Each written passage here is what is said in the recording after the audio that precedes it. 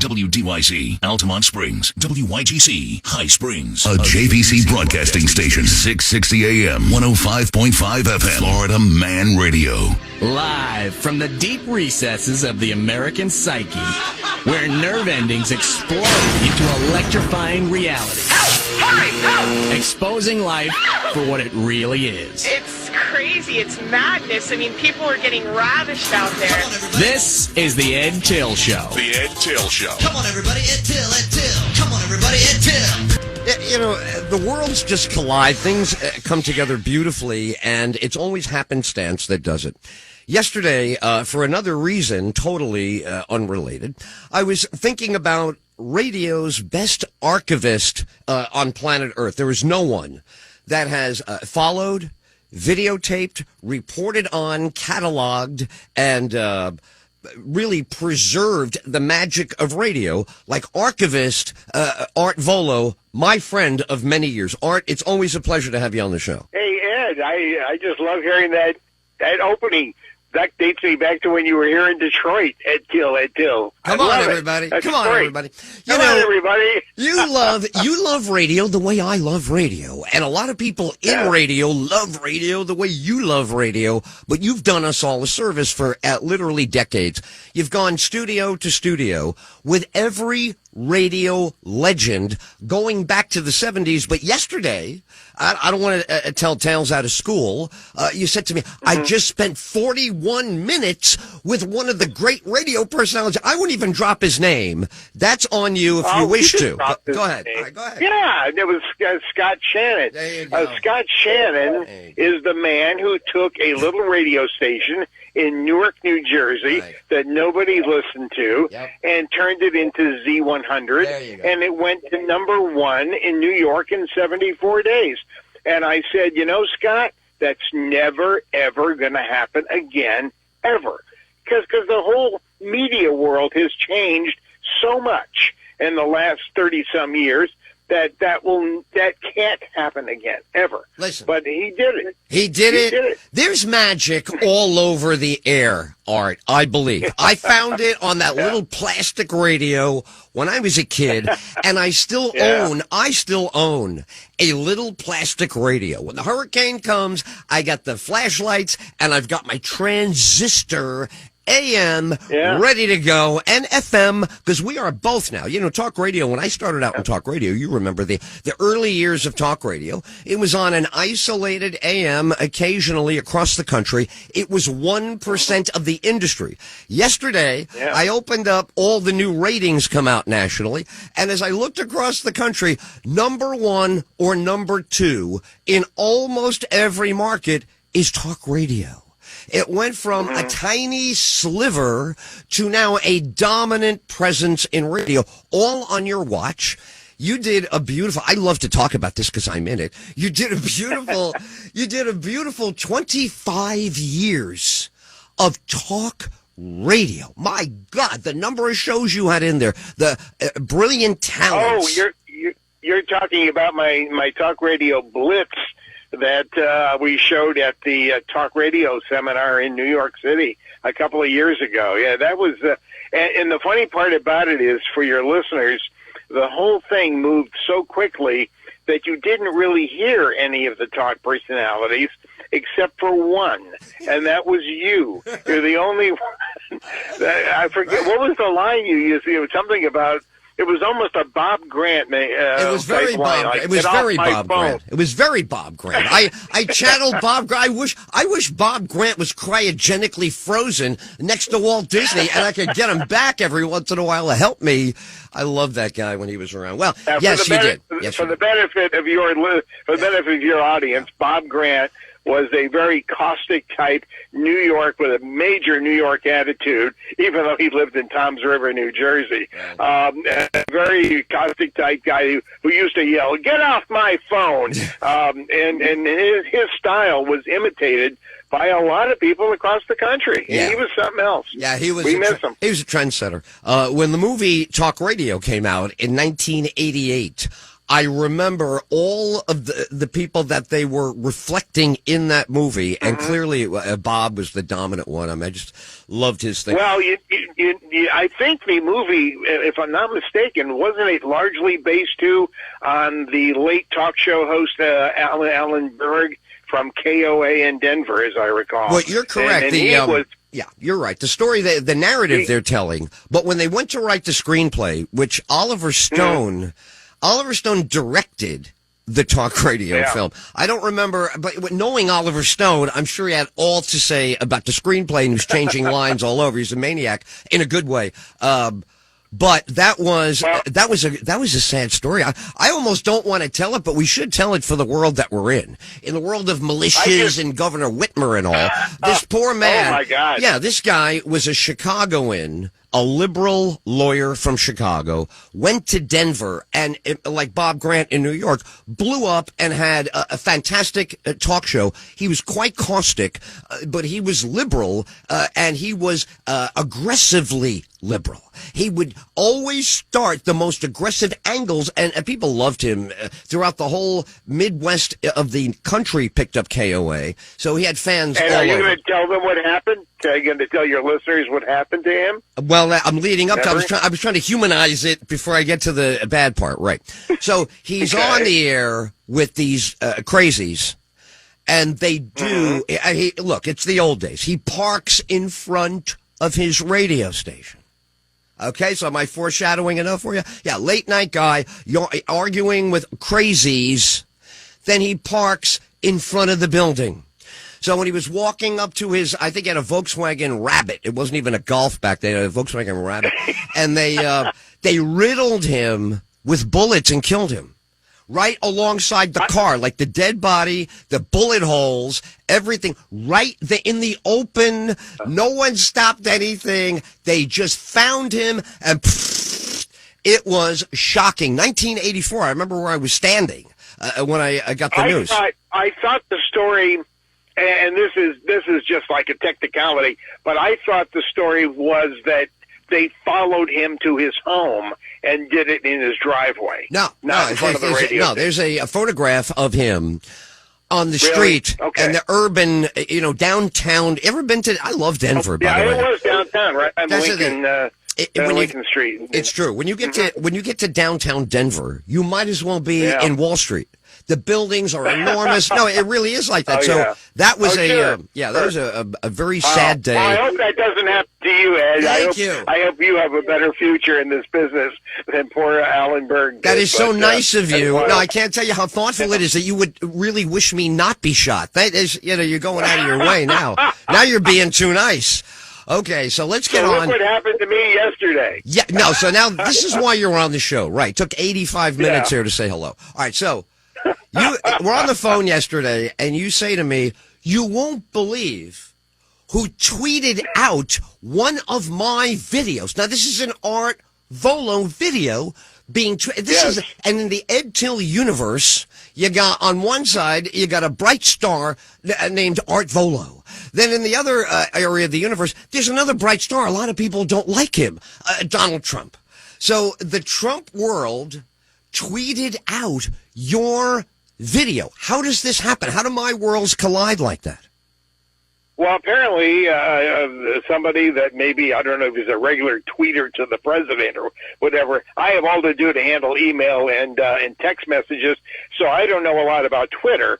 But this guy tweeted to the president a video that I shot in late May of 1997, and it was of Mike Pence doing a radio talk show, which is what he did back then, and he was really quite good at it. Yeah. And apparently the president had never seen this, and this was actually an abbreviated version. I've got the whole 31-minute videotape, but this was just a 3-minute version that I sent out to a number of people. When Pence was selected by Trump to be his VP, I remember getting a call from Lester Holt's office at NBC News in New York, and a number of TV people wanted permission to use the clip on the news because it was a big deal that this was his pick for vice president.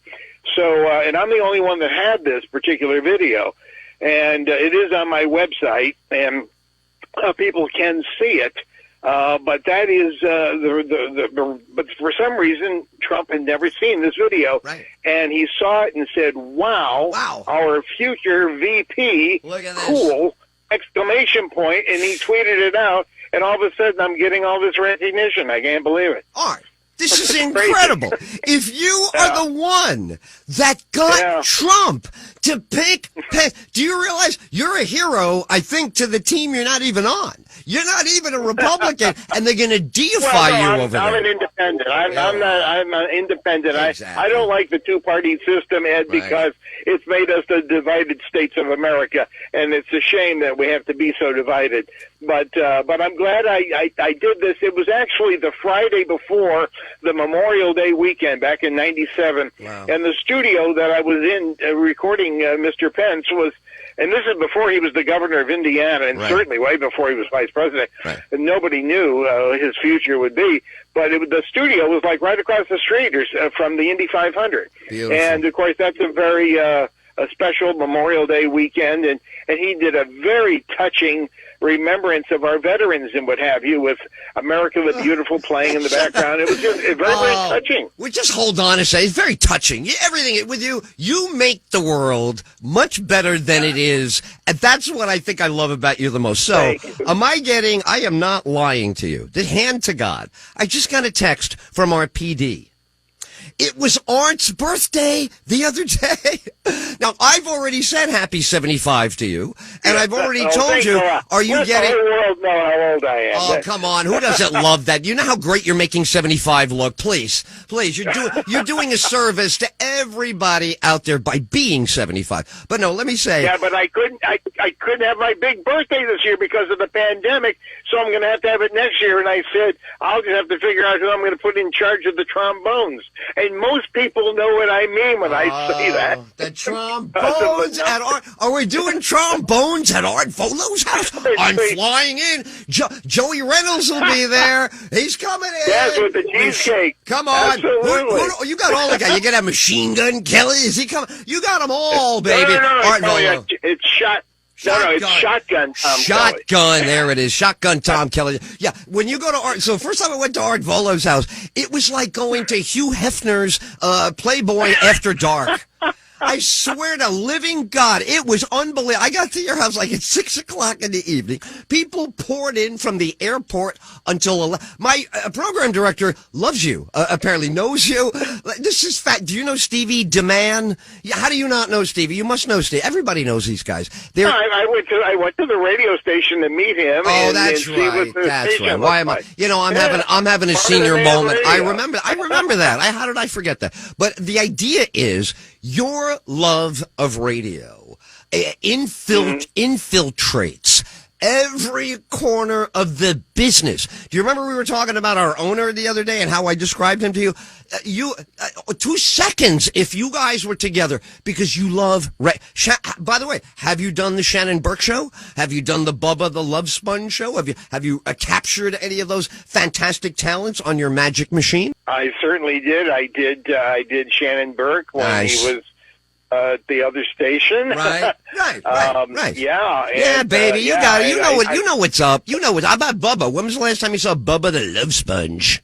I have taped him at many, many radio conferences. Did I know that? I knew that without asking you. I knew that without asking you. This is what people don't understand about real love. Yeah. Real love is like you. This is real. There's a song about real love. It should have your picture on the front of the jacket of the 45, because I know you have 45s. Well, there's going, you know, Ted.